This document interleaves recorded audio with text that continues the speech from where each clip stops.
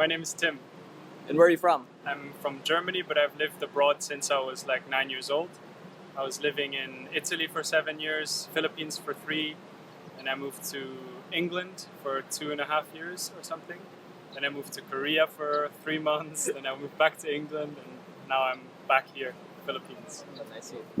So do you live here or are you just visiting? At the moment, I'm just visiting, so I'm staying for 2 months, but I plan to move here with my girlfriend in, I think, August, something like that. Hopefully for longer, maybe a year. Right. The question today is, what are the biggest culture shocks you've had about the Philippines?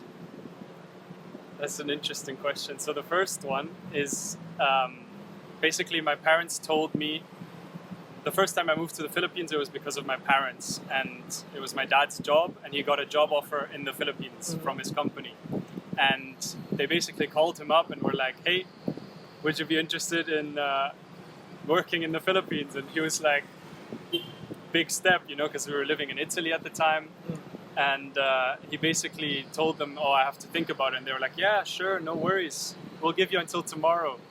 And then he was like, all right, until tomorrow. And then he went back home to my mom and he was like, so this offer is standing. Do you want to go to the Philippines? And my mom was like immediately Googling like Philippines. And she was like, yeah, why not? And then they basically told my brother and I, who were both kind of integrated in the school there. And we were like also Googling Philippines, and we saw all the beaches like El Nido, Palawan, all the different like beautiful beaches. And then that's what we expected, of course, because when you Google Philippines, that's what you see. And so I was already thinking in my head that I would be wakeboarding to school or surfing or something. But obviously that's not the case. And so I'd say that was the first culture shock when I arrived here. Second thing is definitely the heat, because as soon as you step out of the plane, you are hit by a wave of just like humidity and heat. And then the third one is probably BGC, because it is such a huge contrast between BGC and the slums, which are like right next to each other. And for me, it was like almost a life-changing experience, like noticing that and seeing that firsthand. And I think those are the top 3. If I had to think of one more, it would probably be the markets here in the Philippines, like the local markets. It was pretty interesting to see. So in the places that you've lived, there's not much income inequality, you'd say? I mean, well, in Germany, for one, everyone complains about income inequality, but they have absolutely no idea what it actually looks like in reality, right? So in Germany, I would say no. In Italy, you notice it a little bit more. Like when you go further south of Italy, you see like there's a little bit of a discrepancy there. And then Korea, you don't notice it at all. In general, I think Korea is sort of a utopia, at least Seoul. That's the only place I stayed, so I can't speak for the rest of it. And England, England the same. England's also quite equal. and for the last question, can you speak Tagalog? I know like mabuhay, kamusta ka, okay lang ako, I see. all the little like beginner phrases, but it's tough to learn Tagalog here because people are so friendly to you and they want to like speak to you, right? But they speak to you in English. And so it's tough to even like get started with learning the language because you never have the necessity. When I was in Italy, they spoke only Italian and you were like kind of screwed if you didn't speak Italian, so you had to learn a bit. And in the Philippines, it's just they speak to you in English and then they expect you to speak English as well. And so it's a lot more difficult to start with Tagalog, but it would be fun. Thanks for the interview. Yeah. Cool. Yeah. Make sure to check out my YouTube channel as well. We'll plug it in the description. Yeah, I'll do a learning Tagalog phrases in the future. Maybe collab with you. All right. Yeah. All right. See you guys. That's What's your name? My name is Pamela and I'm from Brazil. And do you live here or are you just visiting? I live here for 6 years. How do you like the Philippines so far? I love the Philippines. Actually, it's the most warm people I have ever seen here in Asia. really make me feel like home. I love this place. So for the question today, what are some of the biggest culture shocks you've had about the Philippines? I think the biggest culture shock is how nice the Filipinos are, and I think I'm not the only foreigner who thinks this way. Like for people who live in America or in Europe, we know that people are not so nice all the time. Like when you are in the mall, they don't approach you so nicely. But here, everybody's so nice all the time, so smiling and so warm and so welcoming to foreigners. And then this is really a shock for us who are not used with so many nice people. So I think it's a good big culture shock that I had here. Definitely. Is there anything else you want to add to that? Anything that you found surprising about the Philippines? Surprising about the Philippines. They are very different from the rest of Asia. Actually, you guys are the best Asians in the whole Asia, and I was really shocked about how can have so much warm and nice people in Asia, different from Japan and China. So Filipinos are the best. Thank you, salamat guys. I love the Philippines. Thank you so much for your time. Most welcome. Thank you. What's your name? My name's Sahil, And where are you from? I'm from India. Do you live here or are you just visiting? Oh, I've been living here since I was born. I see. So what are some of the biggest culture shocks you've had here in the Philippines compared to your country? I think like one of the biggest cultural shocks that I had was like the fast foods over here had non-vegetarian items, while most of the fast food in India were like vegetarian. Like you can't serve beef, steak, and stuff like that. It's like illegal. Yeah. Why is that the case? Do you know why? Because cows are considered like our mother, like God in India. So like people are very sensitive towards it. Yeah. What's your name? Hello, my name is Sofia Capriles. I'm from Venezuela, and I'm working here in the Philippines. So what type of work are you doing? I work in consultancy for banks and financial services. So for the question for today, what are the biggest culture shocks you've had about the Philippines? I would say it's the part of always being happy and not in a hurry, in a good way and in a bad way. No, a good way because I think it's a culture, it's a happy culture. No, it's hard to be angry here. No, everybody's like super welcoming, happy, and relaxed.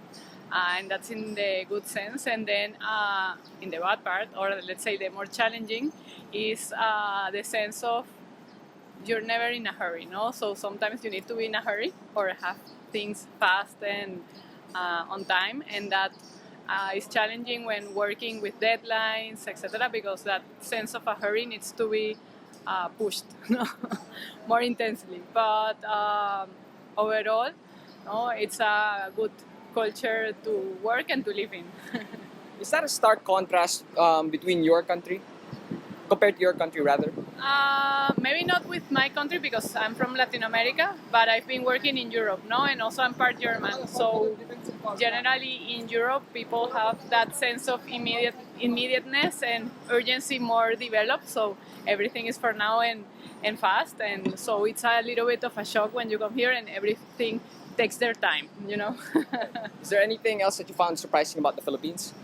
I would say the breakfast. No, I'm usually used to a more light breakfast, and here is like a big breakfast. No, so and the fried food. I'm not so eager in fried food, but okay. Thank you so much for your time. That's all. Thank you. Where are you from? I'm from Nigeria. And what is your name? My name is Michael Chibiko Nyobule. Do you visit? Are you just visiting here, or do you live here? I just visited maybe like, should I say, I've been here 5 months now. I can't believe what I'm seeing. I found the Philippines something extraordinary to what I'm hearing when I was in Nigeria. Right. You know, they will always say the Philippines are poor, they are this, they are that, and it's extraordinary what I'm seeing here. There are good roads, good health care, 24 hours electricity, and the securities are everywhere. They are working. Even if the government is bad, what I will tell you is perfect, more than my country. I'll just tell you the gospel truth. There are good water. There are so many things to talk about. yeah, so I would say the Philippines. I'm happy being here. I'm very, very happy. And what are some of the biggest culture shocks that you've had about the Philippines? Like in Boracay, Cebu. Oh my God, you need to be there because I visited there and I never believed the blue sea. And I think it's what's it called, Monkey Island or whatsoever. Not quite sure. Yeah, and their flight and everything. And most of all, they're ladies. They are good. They are Maganda, right? Yeah, it's amazing. You know, yeah, how to they're speak a Maganda. little Filipino. I learned how to speak a little Tagalog, but not much. Where did you learn? Um, how to speak Tagalog? Yeah. I normally listen to people talk because I'm a kind of person that asks questions. When you say anything, I'll ask you what's the meaning of this.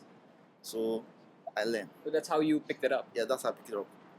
Wow. Do you have anything else to add to that? Anything that you found surprising about the Philippines? Anything I found surprising about the Philippines that I need a wife from the Philippines.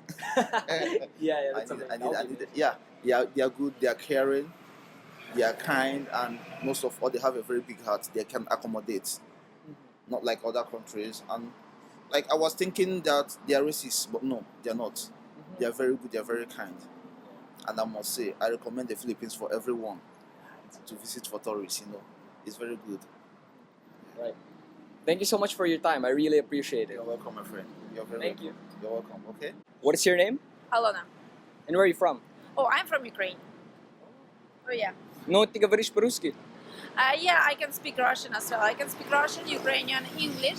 I understand Polish, Czech, Belarus language as well, because it's like the same roots.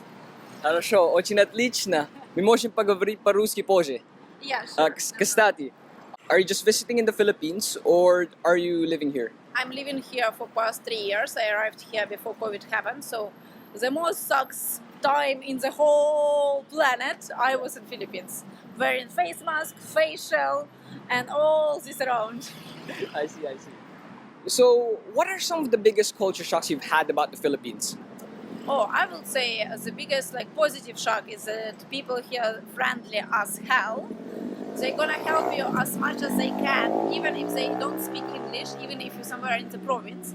But the most shock, which is I would say a little bit of negative, is that people doesn't like money here. Really? Why is that the case?